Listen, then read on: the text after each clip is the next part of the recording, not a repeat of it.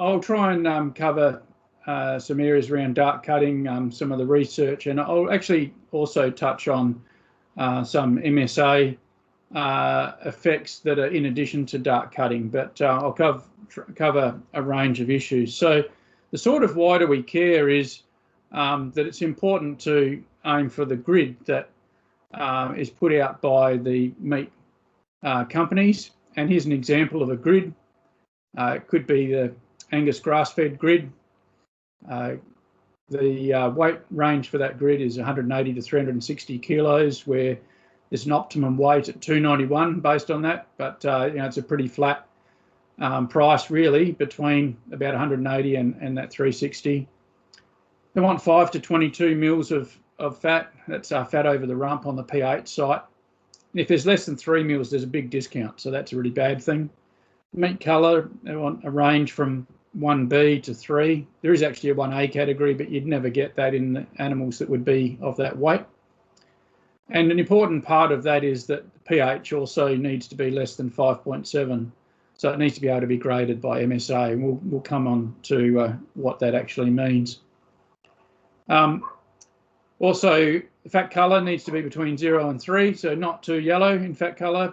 Dentition less than 4 adult teeth, and an MSA index greater than 57, which means that they have graded MSA, so they haven't cut dark, but they also have some quality attributes around them as well. So in terms of the issue, here's a couple of years data with showing the national incidence. It doesn't really matter which years we actually choose for this. We've got 15-16 financial year and the 16-17 financial year, so it's not a completely current slide, but actually things that don't change much. And what that's showing is that nationally, about 5% of cattle don't grade MSA due to dark cutting or due to high pH. There's also a bit over 1% of cattle, you know, averaging between sort of 1–1.5%, that have insufficient rib fat.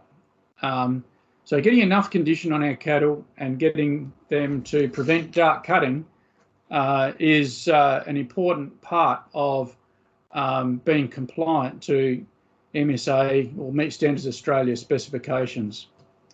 And if 5% of the nation's cattle are not making it, then that's a significant impact to the quality of the meat that the processors can sell. In case I forget to say it at some stage, I should point out that those carcasses that cut dark usually are docked in price by 30 to 50 cents per kilo.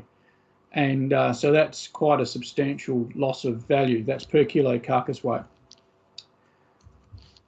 If you look at variation between producers, some producers are supplying cattle that are really, really good.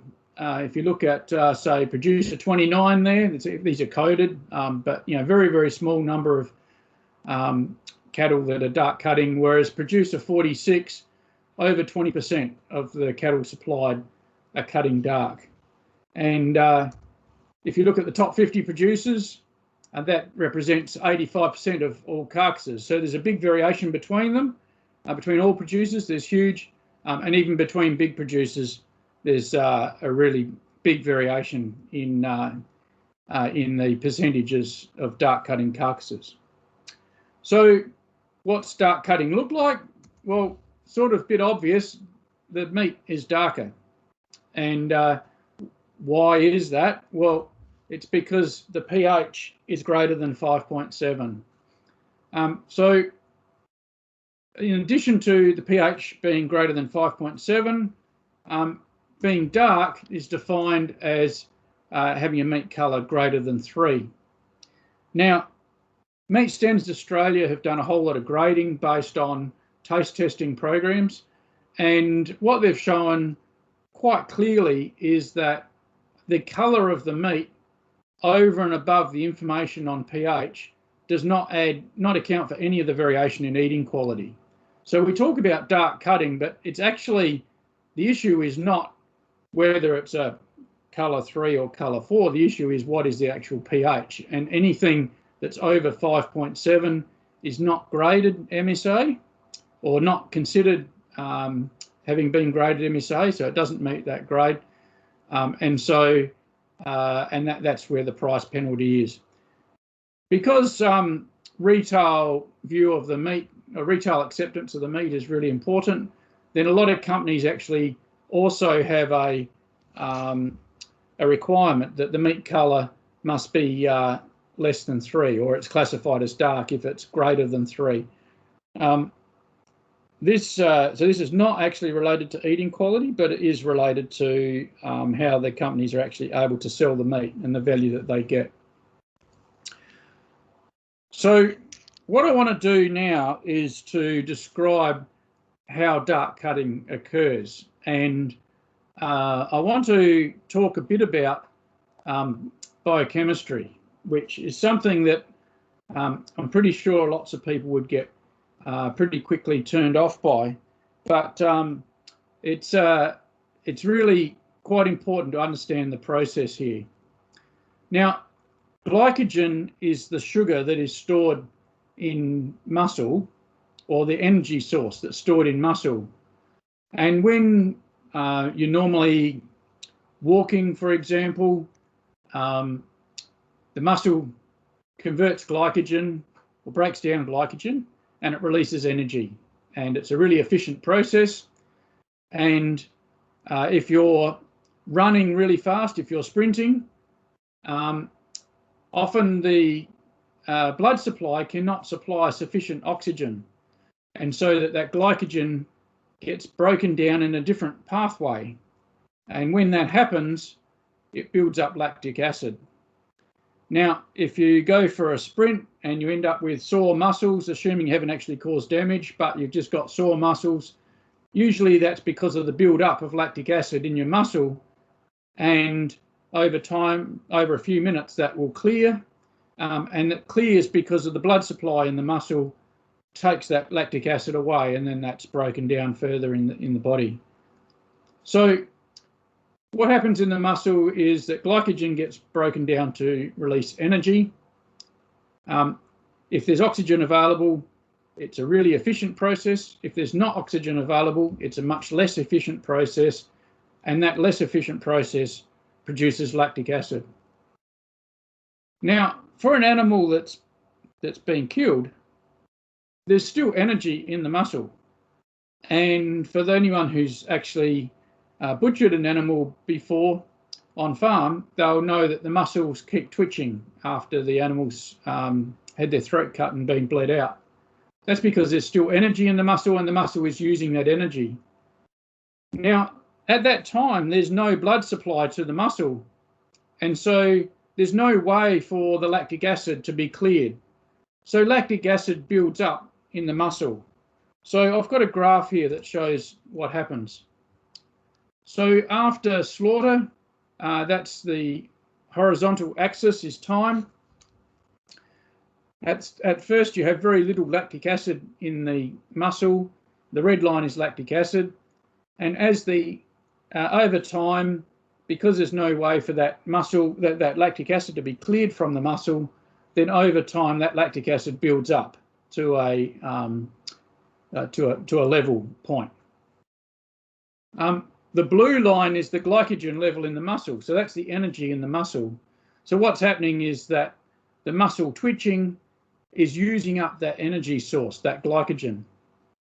And so the glycogen reduces down to a level, and eventually it levels off, and eventually the carcass goes into rigor mortis. Now, the pH is a measure of how alkaline or acid a particular substance is.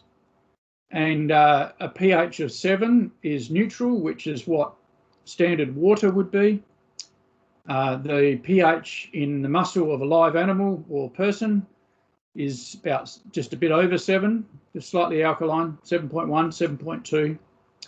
But with that build-up of lactic acid, the pH drops, and it should drop in beef cattle to about 5.5.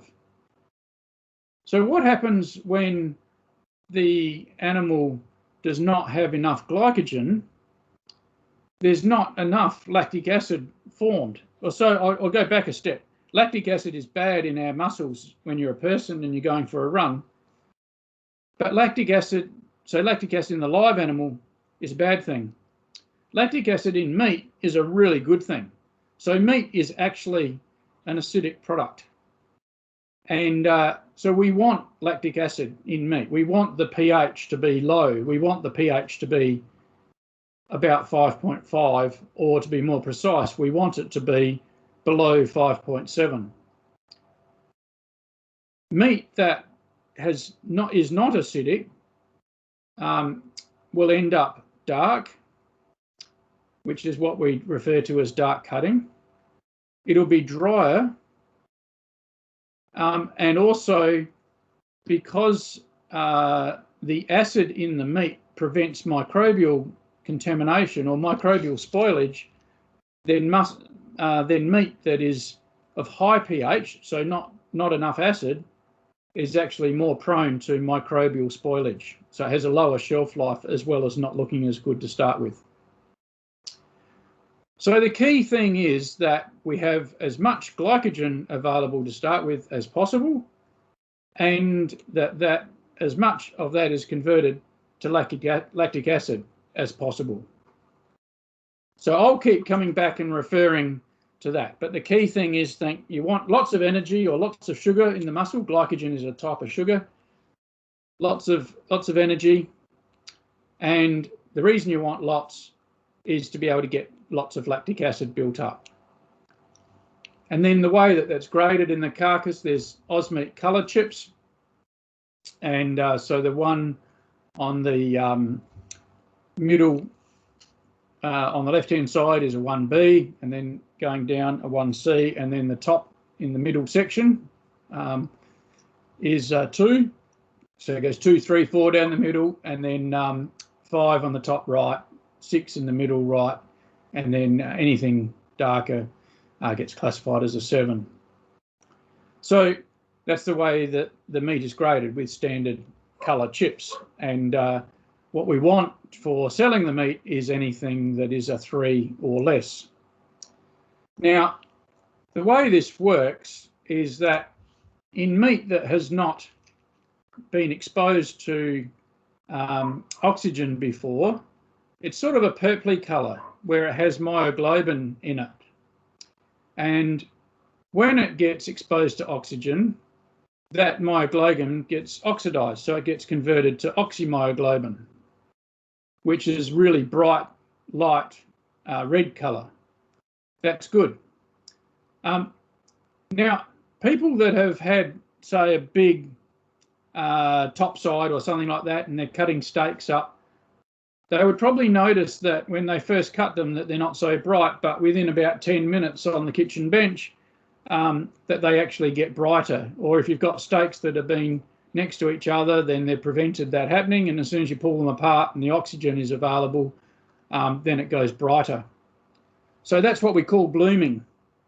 When the carcasses are graded, then the carcasses are split between the fore and the hind quarter, and they wait for at least 20 minutes, ideally about half an hour, before they're actually graded for meat colour. Now, with dark cutting meat, well, I'll go back one step. What happens eventually is that the oxymyoglobin gets converted to metmyoglobin. Now, if there's not enough lactic acid, then the myoglobin gets, there's a lot more metmyoglobin, and when it gets converted to, when it's exposed to oxygen, the layer of oxymyoglobin, the really bright light red stuff, is very thin. So what you're actually seeing is all the same compounds present, but there's much less oxymyoglobin. It's a very thin layer. The oxygen is not being able to penetrate so much, and you have much more of the metmyoglobin. So when we talk about shelf life, what we actually are talking about is how long in a butcher's shop can the meat remain with nice bright colour, with the oxymyoglobin staying there without it being converted to metmyoglobin that goes to a browny sort of colour like shown in that photo. And in dark cutting meat, then it's actually the met myoglobin colour that we're observing. So I'll just show you some photos of examples of dark cutting meat. On the left-hand side, there's an eye round, which is part of the silver side. And the left-hand one had a pH of 6.4, which is really high, so not much lactic acid. The right-hand side one had a pH of 5.5, and you can see the difference in colour. And then the ones on the right-hand side, it shows a range of pH values relative to the colour, and you can hopefully see there that the less lactic acid you get, the higher the pH is. And so as you've got higher pH, you end up with much, much darker meat. Paul, it might be worth just pausing and seeing if there are any questions at this point, because I'll go on to more practical things now, but I just needed to cover off on what the biochemistry of dark cutting is.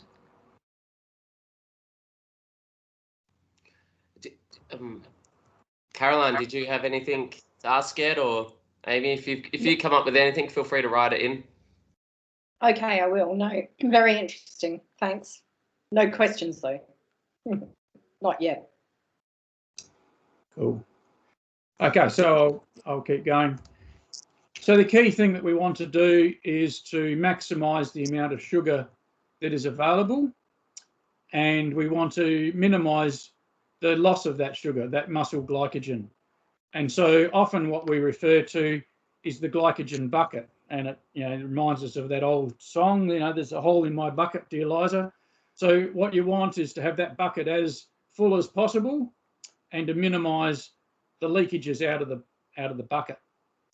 So the way you fill it up is through nutrition, and the way that it leaks out is through transport stress, handling stress, this stress and that stress, like anything that can cause some stress on the animal, or animals being more active, that's going to lead to a loss of muscle glycogen. Now, so if you think about how to actually fill the bucket up, is a diagram of pasture, and I know that we talked a few minutes ago about the pasture that's around a lot of the pastoral zone and how it's just looking fantastic and lovely and green, and that would be highly digestible, high in energy, really, really great feed. And they'll be gaining weight, their muscle glycogen levels would be high, and it's fantastic. And then as it dries off and it gets really hot, that feed quality drops off. And as the feed quality drops off, the digestibility lowers, the energy content of the feed lowers, and it gets very hard to be able to get sufficient glycogen into the muscles, because there's already enough energy to be able to maintain their body weight. They even may stay quite shiny, but it's quite difficult to have additional energy for being able to cope with a whole lot of stresses. Here's an example of the same time period that I showed you earlier, but what happens in South Australia. And on the vertical axis, it's got the percentage of non-compliance. And we've had some really big issues in South Australia with having too many cattle not complying for dark cutting, which is probably one of the reasons I've been asked to give this presentation. So the first thing that I want to point out is that grain-fed carcasses over the 2 years had very, very low rates of dark cutting or of non-compliance. So grain feeding, where you can fill the bucket up really well with energy, no problem. It's the grass-fed animals that are the problem. And there appears to be a couple of times when there are issues. There seems to be a bit of a spike around December, January, and a bit of a spike around July, August. And so December, January, we reckon that's the time when the feed quality is going off and people think the cattle are looking great, because they are, but they don't realise the extent to which their muscle glycogen levels are actually dropping. And as well as that, it happens, if you think about the number of cattle in the southeast and the feed going off at similar time at lots of properties, and you just can't physically book in all the cattle at the same time. And then in July and August, we think there's actually something else going on. So that's a time when there's very, very lush feed. And we think that there's actually a negative effect due to that lush feed. And so we've done some studies on that. Did a study on King Island, which is really not very appropriate to the sort of country that you people are working with. But what we found was there was a relationship between the percentage of dark cutting and the level of magnesium in the pasture. And it showed that there were probably multiple animals there that were suffering from subclinical grass tetany. And that low magnesium level was related to low magnesium was related to higher levels of dark cutting. And we did the same thing then at a similar time in South Australia and found very, very similar results. So across 2 states, found very, very similar results, that the feed, or very lush feed that was low in magnesium, ended up with cattle that, you know, were growing but ended up cutting dark. And so we're pretty sure that magnesium is a significant issue. Having said that, I doubt that that would be an issue in your country. So I need to present that because it's you know, a significant effect that we found, but I doubt that that's causing a major amount of variation or describing a major amount of variation in pastoral country. So what sort of things are really important? So we might now get on to some of the stresses that can actually occur. So we've just talked about what fills the bucket up. If you've got some grain feeding, it fills the bucket up. Pasture, good quality pasture is really great, but good quality pasture that's low in magnesium is not so great. So the other thing to think about, one of the things that's really, really important, I could have put lots of slides in here, but I'm sure you are well aware of the importance of having good facilities for handling animals, the importance of working with their flight zones, the importance of you know, not using prodders unless you really, really have to. And basically, the way that the animals are held is really, really important leading up to slaughter and the amount of dark cutting that it can occur.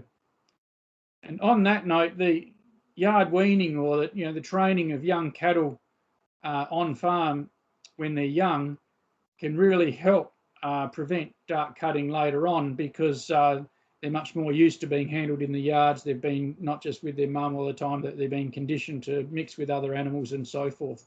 So there's a whole lot of issues around handling animals and mixing of animals and so forth that cause a lot of stress for the animals. One of the things that I sometimes talk about is the boarding school effect. And if you think about animals that are, or if you think about the stress that kids go through when they first go to boarding school, not all kids, some people adapt to it really quick, but first time out of home, in a new environment, mixing with new people, well, that's a lot what it's like with yard weaning, where you're taken away from mum, you're forcing them to mix with other people. The better that they can be handled, the more resilient they're going to be in longer term. And if it goes really well, they'll be more resilient in all sorts of stresses later in life. Yeah, so that handling them well at that time is really important. We might come back to that in question time, Paul. The other thing that we did was look into the MSA database and looked at lots and lots of animals, and we wanted to know, you know, what are some of the issues affecting compliance. Just so you know what I'm talking about there, I've got PHU, which is another term, but it's the pH. It's what we refer to as the ultimate pH. So it's the pH of the carcass after about 12 to 24 hours, or, you know, at least overnight when they've been graded. So the pH starts off at about 7.1, 7.2. As the lactic acid builds up, it drops to about 5.5. And we want to know what that ultimate level, that final level of pH is, and what things can affect that. You know, year, season, region, how fat the animals were, what the marbling was, how old they were, ossification, males, females, all that sort of thing. Distance transported, which is one that needs to be, you know, right on your radar, and sort of abattoir effects. There's a whole lot of things that were looked at in this study. One of the things that's important for you is to look at the effect of transport, and that showed that got an extra, just showing the slope here. So every extra 100 kilometres increase the, I think it's per 100 kilometres increase the amount of dark cutting by 1%. You can't really avoid that if you're selling stock for straight to slaughter, but do need to be aware that transport does have a negative impact. Having said that, we have seen multiple times that animals that are transported long distances that are nowhere near as bad as what you sometimes would expect, and sometimes travelling through the hills or through traffic is much, much worse, which if you think about trying to stand in the back of a truck, sort of having being there for a long time may not be as bad as a truck that's stopping and starting all the time, and you've got to re-find your footing all the time, and that can really cause quite a lot of stress. So that's the first thing, is the transport effect. It does have an impact. Next thing is the sex effect, where females tend to be worse than steers, or heifers tend to be worse than steers. I'm not certain that we have evidence to say this, but we think that it's likely that in a mob of heifers, the chance of, on a given day, the chance of one of them cycling is higher. And so if one of them is cycling, then others will be riding that one, and there's more activity. And we suspect that that's what causes a greater level of activity in heifers relative to steers, and that that causes a higher level of dark cutting in those heifers.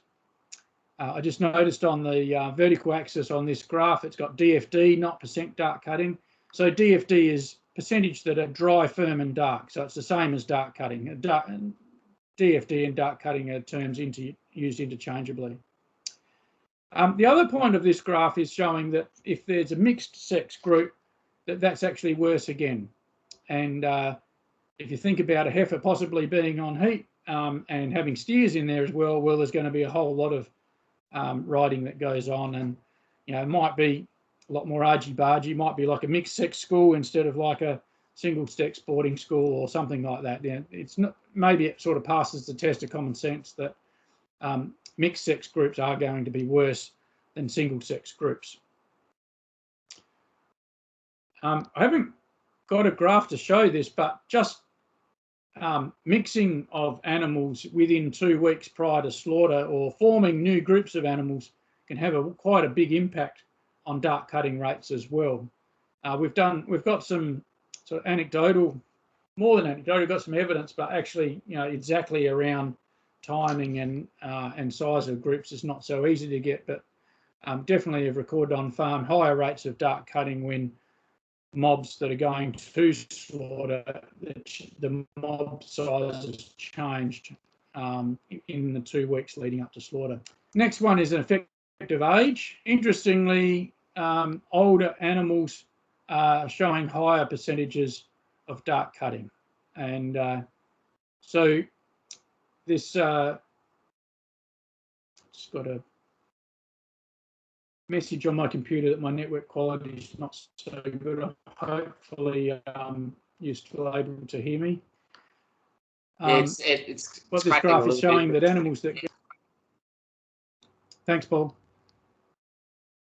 Yeah, so this graph is showing that older animals, and these are not old animals, these are all 0 adult teeth, but the dark cutting rates are higher on animals that are older, sort of say 1 year of age compared to 2 years of age, in that sort of range.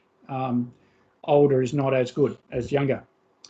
And another one that was maybe not expected, it's not a huge impact, but a slight impact, where animals that had more muscle were actually better, had slightly lower rates of dark cutting. And we're not quite sure of the biochemistry behind this, but that it seems to be found in multiple studies that those animals that have higher eye muscle area, even when you adjust for carcass weight, those with more muscle relative to carcass weight have lower rates of dark cutting. And hopefully you can see that those slopes are maybe significant, but they're not really, really large. So then the things that are input into the MSA model, the pH of the carcass, whether the animals were prior to slaughter, whether they came from sale yards or direct consignment, whether they were given hormonal growth promotants, whether they had tropical breeding, so effectively how much Brahman content was in the animals. That tropical content is measured by the hump height on the carcass as an indicator. It's not a perfect indicator by a long way, but it's an indicator of how much tropical breed content there is. Milk-fed vealers tend to be better than those that are the animals that have been weaned. Ossification score, so that's an indication of the age, or at least the physiological age of the animal. The amount of marbling, more marbling is better, more rib fat is better, higher carcass weight relative to age is better, and then we already talked about the sex effects. I'll just show you a graph of the growth promoting effects. It has a huge impact. So here's MSA index values on the horizontal axis. I'll explain what MSA index is in a moment. But basically, it's a weighted average of the expected eating quality of the carcass. And those that have been treated with hormonal growth promotants there are in red. And that's showing really quite a large negative impact of eating quality due to hormonal growth promotants. You know, they increase growth rates, they make the animals more feed efficient, so they're laying down more muscle relative to the amount of feed eaten, but come when you go to eat them, as I said to one of a colleague one day, if I had a branded product and was putting my name on the brand, I wouldn't use hormonal growth promotants. An effect of similar size is the Bos indicus effect. So there's breeds like Brahman, Sahiwal that are 100% Bos indicus. Other breeds that are half, like Drought Master or Sanders, even less than half, about 38% tropical breed, and then Hereford, Angus, and some tropically adapted animals like Thule and Centerpole are regarded as zero tropical breed. And that tropical content affects the aging rate of the meat. So when they're aged for the same number of days, those with tropical breeding tend to be less tender. The other thing that can affect things is tender stretching the carcasses, which doesn't happen that often, especially in South Australia, but in some of the Queensland feedlots where they've got a lot more tropical breed content, they commonly use tender stretching. And the reason for that is that as the carcass is going through rigor mortis, as it's cooling, it actually stretches out those high value muscles along the loin. So it stretches out the eye round, the silver side, the rump, the strip loin, stretches them out, has no impact on the blade, and actually has a slight negative impact on the fillet, but that's so good anyway, it doesn't matter. On average, it tends to improve the eating quality of more cuts than what it makes them worse. So overall, it has a positive impact. So the question then is, how much preparation are you prepared to do for your animals? Are you treating them like Olympic athletes or like scrubbers? And the more preparation you can give them prior to slaughter, the better off they'll be in terms of providing a high quality eating experience for where they're destined. So just to finish off, I want to touch on what MSA index score is. When you've got the inputs into the MSA model, like the pH and the weight, carcass weight, fat depth, whether they had hormonal growth promotants, tropical breed content, tender stretch, the ossification, which indicates age, all those things are inputs. You then get a predicted eating quality for every cut. And then because we know on average how much of the carcass is each cut, we can then get a weighted average. And so on this diagram here, it's got predicted eating qualities of a whole range of cuts. And based on the weight of each of those, we get a weighted average eating quality score, and in this case it's 57.56. And so that's what the MSA index value is. And then you think about, well, on the grids, how is that actually used? If we come back to our grid, we're told that they want animals of a certain size, between 180 and 360 kilos, fat levels to be at least 5 millimetres of fat, up to 22 before they start getting docked. They don't want dark cutters, so the meat colour has to be less than 3 or less, and pH has to be less than 5.7, fat colour 0 to 3, dentition less than 4 adult teeth, and MSA index greater than 57. So that's where the tropical breed content or the hormonal growth promotants would have that would prevent achieving that. Whereas you've got good British bred cattle that are well grown, weight for age, are going to achieve that. So just to finish off, some take-home messages. It's good to know your incidence levels of dark cutting. Nutrition is king. Obviously, the consumer is king, and we need to focus on that. But in terms of achieving a quality product for the consumer, nutrition is king. Prepare cattle like athletes. Handle with care is really a big part of that. And there's actually no one silver bullet, unfortunately. So the entire pathway is important. There's a whole lot of factors that are important in producing a high quality eating product. So with that, Paul, I'll finish up. Really appreciate the opportunity to be able to talk to you guys tonight, and happy to take some questions. Thank you very much, Wayne. So I've just got a question about, so is there studies that show, obviously being the far north, there's a lot of travelling involved. So if a cattle's travelling 1,500 kilometres, is it worth resting it in a finishing paddock or a feedlot for 2 days? Will that improve it significantly, or 1 week? I guess cost versus benefit. Is there a model that seems to work better? Yeah, that's a really good question, Paul. Unfortunately, you can run down these glycogen reserves quite quickly, but it takes time to build them up, which is the pits. So if you wanted to build up the glycogen reserves, you can't do it with an overnight or a 24-hour stopover. And the reason is that they're ruminants, and so you put a whole lot of feed into the rumen, it takes time to be broken down, but it takes time to then get into the gut to be absorbed, and then to actually build up their muscle glycogen reserves. And the stress of going to a new environment through that would actually sort of overtake the benefit. In a week, you can do it.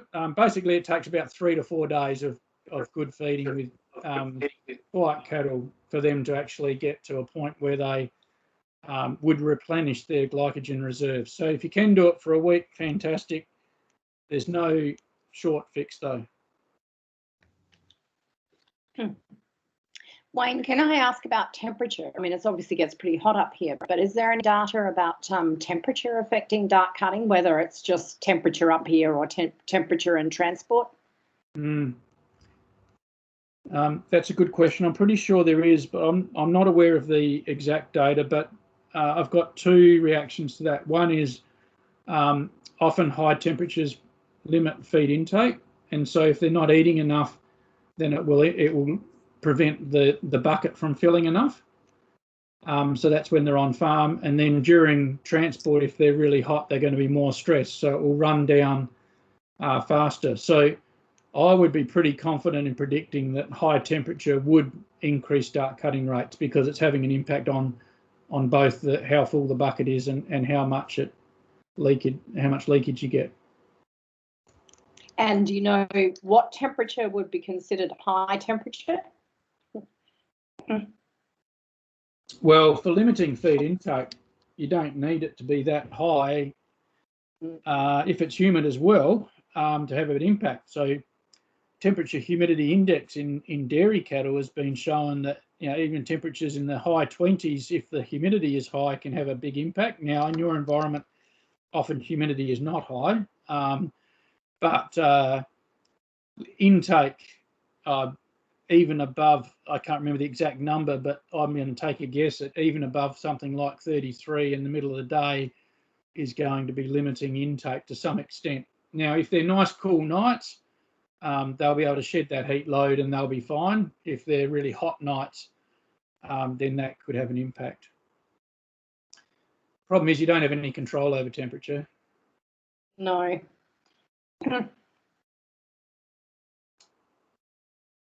The key things you have control over are the handling of the animals, which is at weaning time and prior to slaughter. And then if you're having real trouble with dark cutting, then seriously consider selling them to a feedlot instead of direct to slaughter. For organics, so obviously it's there aren't too many organic feedlots, so we tend to send direct to slaughter. But you know, if you've got a road train of cattle, you don't easily get a slot in a close abattoir. Yeah, so true. And sometimes you've just got to take the hit. Having said that, I remember talking to Greg Campbell from Kidman's about this a few years ago, and their dark cutting rates were incredibly low relative to what the cattle go through, and it just shows, I think, partly that led us to looking at some of the trace element work down south, because I think it just shows how healthy a lot of your country is. When there is rain, you get good feed, that the cattle are actually in a lot better condition than we give them credit for when comparing to down south. Yeah, well, it's interesting because we overnight, you know, at Dublin in the organic lot, and then send them on to Victoria usually, you know, which wouldn't be our choice, but that's where they end up going. And so it's interesting to hear that overnight doesn't do it. They should stay a bit longer because the cost of boarding them, you know, isn't that much really in the schema of things. Yeah, the problem is that what you're raising is really good questions. The problem is with the overnight bit is that you can't just give them low quality cereal hay, which if they were just there for one night, that's what you do, because the last thing you want is for them to get grain poisoning or something. But if you actually want them to replenish their supplies, they've got to have higher energy feed. And being able to supply that in a safe way for cattle that maybe aren't used to eating that sort of feed is really not easy either. So sometimes you're better off just getting them through in minimum time and sort of minimising the losses rather than trying to replenish or refill the bucket. Yeah. And you know the slide that you had about the sort of mixed sex or animals, does that, you know, in the truck, would that include, you know, even if you separate out the males and females in pens, is that enough, or do you really need to have them in, you know, separate trailers? Yeah, I don't have any evidence myself to back up what I'm about to say, but I doubt that it's an issue in the truck, because in the truck they're mainly concerned about holding their feet, their footing, or whatever the right term is. The problem is in lairage. Once they've actually arrived, and if they're overnight in lairage, then you know, if they're spending all night re-establishing a social hierarchy, they're running their energy supplies down a lot. That's the key, is that you really want to dream home. You want to have groups of animals that are in the same group for the last 2 weeks leading up to slaughter, and that they remain in the pens in lairage. Yeah.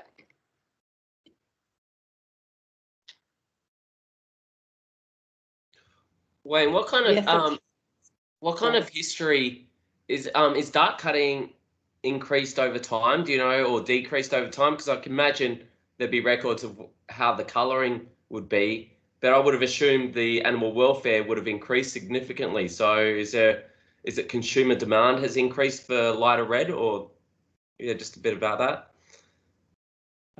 Yeah, I think there's 2 factors that are going on there. One is our awareness of the importance of it for eating quality has really been associated with MSA starting in 2000. So it's been there for just over 20 years. It might have been 1999 it even started. So that actually quantified the impact on eating quality. Before then, I think it was known that it was an issue, but there wasn't a grading system around it. It was more about retail acceptance. And then over time, with improved welfare, improved handling of cattle, and people's knowledge that improving the welfare has an impact not only on the eating quality at the end of their life, but also early on has an impact on improving the animal's handling ability for the whole of their life, and also genetic selection against poor temperament, I think, has improved over time, in some breeds more than others. So, yeah, I think that there has been production improvements, but also as there's been an increased awareness of the issue. And in general, Australia can't afford to be just a commodity trader. We need to be trading high quality beef, and so the push for quality is going to continue long term, I think.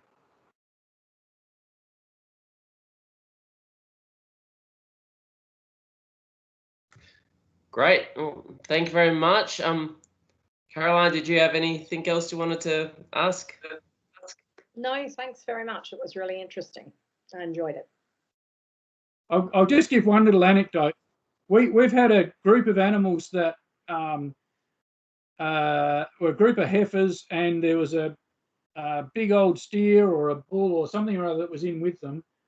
We talk about not mixing animals in the last 2 weeks prior to slaughter, but what we actually found there's multiple groups. This is not a single anecdote, but just taking that dominant animal out of that group allowed the animals to then try and re-establish social hierarchy and cause greater levels of dark cutting. So really subtle things like that. It's not just about mixing major mobs, but even just taking a dominant animal out of a group can have an impact. And if you relate that back to boarding school, it's just like taking the dominant bully out of the class, and all of a sudden the social hierarchy in the class needs to be re-established. But I just wanted to share that anecdote because I think it just helps us be aware of just how careful we really need to be. Yeah. And just and so it all sounds like it happens in the last 2 weeks. So it's really whatever happens before that 2 weeks, they can pretty much recover from that. And is that how the dark cutting works? Pretty much in that last 2 weeks is the most important. Yeah, for dark cutting, absolutely. For producing a high quality MSA product, it's longer than that because marbling and tropical breed content and hormonal growth hormones, all those things are important. But for dark cutting itself, that's correct. The last 2 weeks are the issue. Great. Well, thank you very much, Wayne. That was really good. And yeah, really appreciate your time.